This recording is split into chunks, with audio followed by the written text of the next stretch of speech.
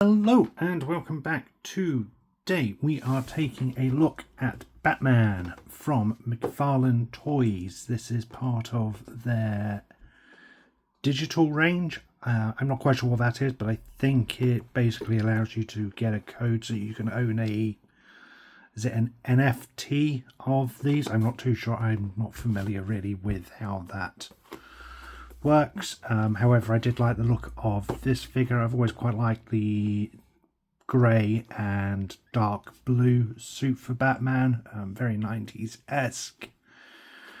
Plus this Batman appears to come with a cloth cape, which I don't have for a Batman. So with the recent David Cornsweet Superman with the cloth cape, I wanted a Batman to go with him, and this one seemed appropriate. This is Batman from No Man's Land, which was, I think, a late 90s run where Gotham was hit by a major earthquake, essentially making it uninhabitable, and Batman was left as essentially as its sole protector, while criminals and everything else ran rampant in a wasteland that had once been Gotham. But here we have the figure. It's in a window box packaging, so you can see it above and to the side.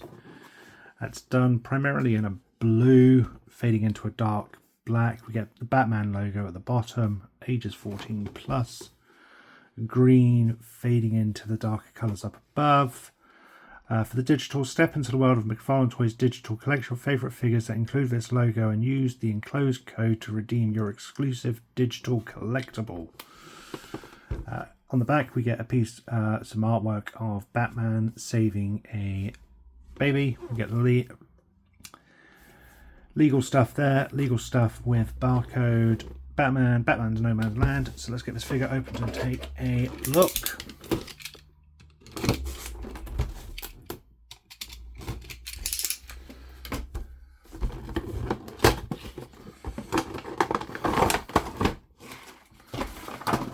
Okay, so the insert is done in a green. Instead of getting that standard DC background, we just get the McFarlane logo, which is interesting.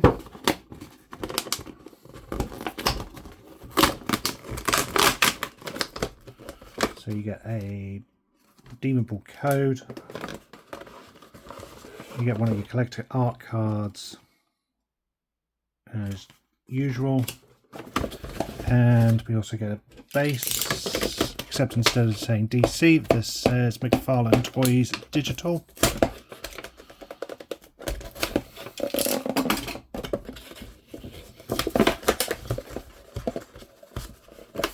Personally, I don't quite understand the point of having a digital toy. The idea of toys is so that you can open and play with them. I'm not quite sure how that's supposed to work on a digital front. Especially if, you know, DC, McFarlane are losing the license to these in a year's or next year, then does that mean I potentially lose the access to my digital toy? I don't know. I don't know how it works. It just seems kind of silly to me.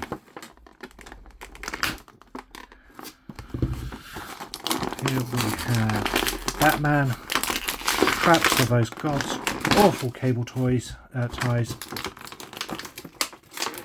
We get a Batarang, which is done in a reasonably tough plastic and is done in a dark blue. We also get a couple of alternate hands for the figure.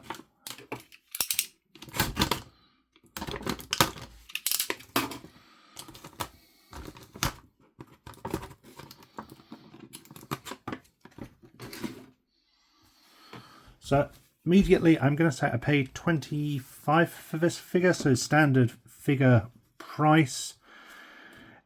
And this figure essentially comes with just as much as that Ultraman I took a look at recently, which I felt was a little overpriced, being a deluxe figure.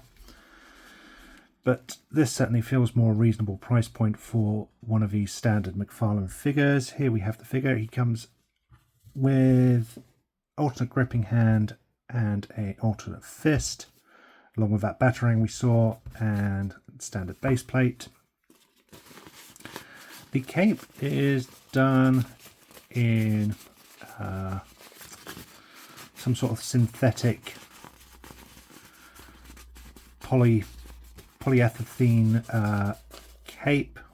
There isn't a wire in it, so you're not going to get any real posability out of it, which is a disappointment. I had thought it had come with a wire, given that it's sewn down the side. I suppose if you're particularly good at sewing, you could easily undo that and fit in a wire, but that's beyond my expertise. The cape's kind of creased where it's been in the packaging, but you can straighten it out a bit. The figure looks good. It looks like a decent Batman, very stoic, serious face. You can get the big pointy ears. I really like the blue on this figure. It's as I said, it's very 90s-esque. And I quite like the look of this style of Batman rather than that all black battle sort of technical armor that it's become since the Nolan films.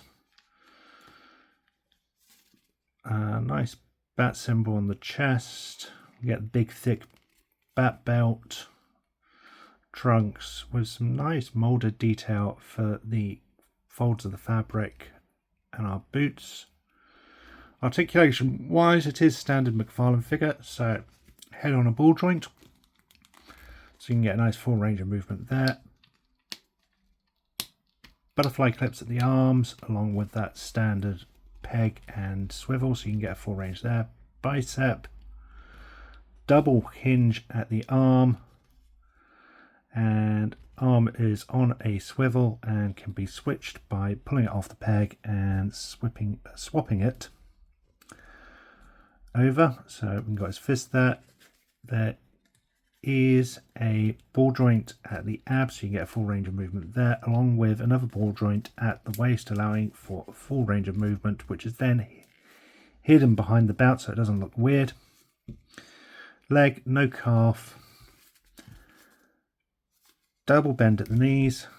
No boot cut, which is understandable given the mold of the boot. And then the standard swivel. There is also a rotation. Rather than a tilt, there is a rotation and a swivel, and then toe cut. So overall, it's a nice looking figure. I like it. I'm a little disappointed that we don't get a wire in the cape. I would have liked that in order to have been able to pose it a little better. He can hold on to his battering, sort of. I think it's more...